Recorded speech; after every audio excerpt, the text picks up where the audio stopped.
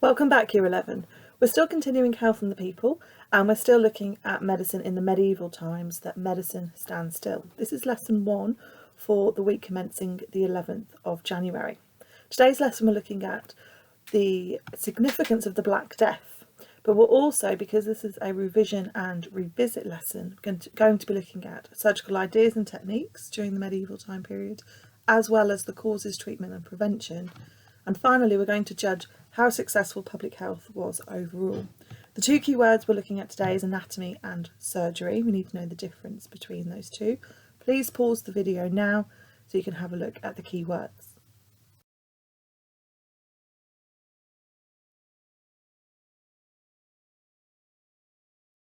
Okay, very first task is to look at surgical ideas and techniques in the medieval time period.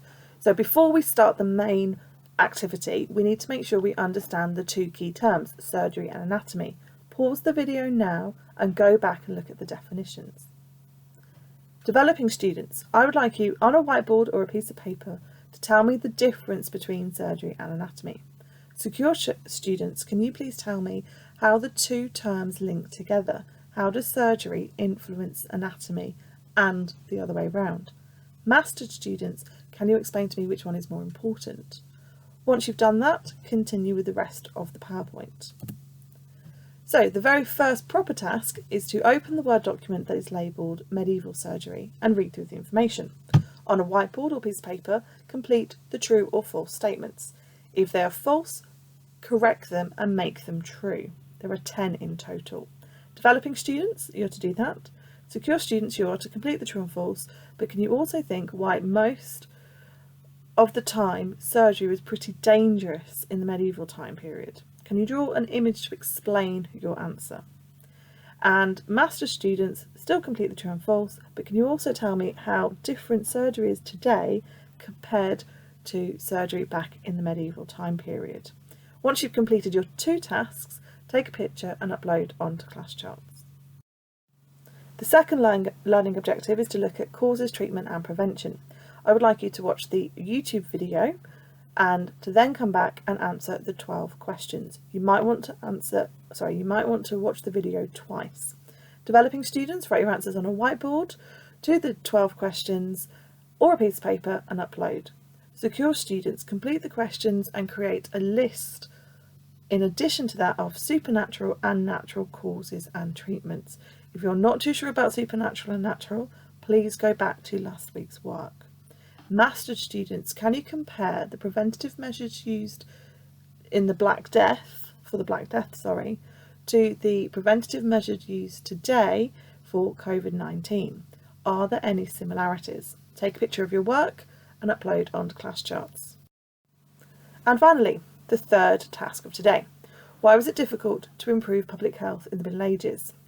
Behind these two information boxes are a list of 12 statements, 12 facts. You're going to read through the facts and sort them into which factor they link to. Now, a factor is a historical way of saying a reason. So we have the following Gatwick factors, they're in red. These are all the different reasons why medicine has progressed or maybe stayed the same during the 1000-year time period. Government, attitudes and beliefs, technology and science, war, individuals, communication and chance make Gatwick. So we would like you to read the facts and then link them to a factor. So on a whiteboard or a piece of paper, all you should have is Gatwick written out and then a collection of numbers after each one of the factors. Secure students can, but we'd like you to judge overall how successful was public health during this time period. And then finally, mastered students, complete the facts, linking them to factors, but can you identify any key issues that the government would need to do to actually tackle with the problems of public health? So you're offering suggestions for the government in the Middle Ages and the medieval time period, what they should do to actually improve.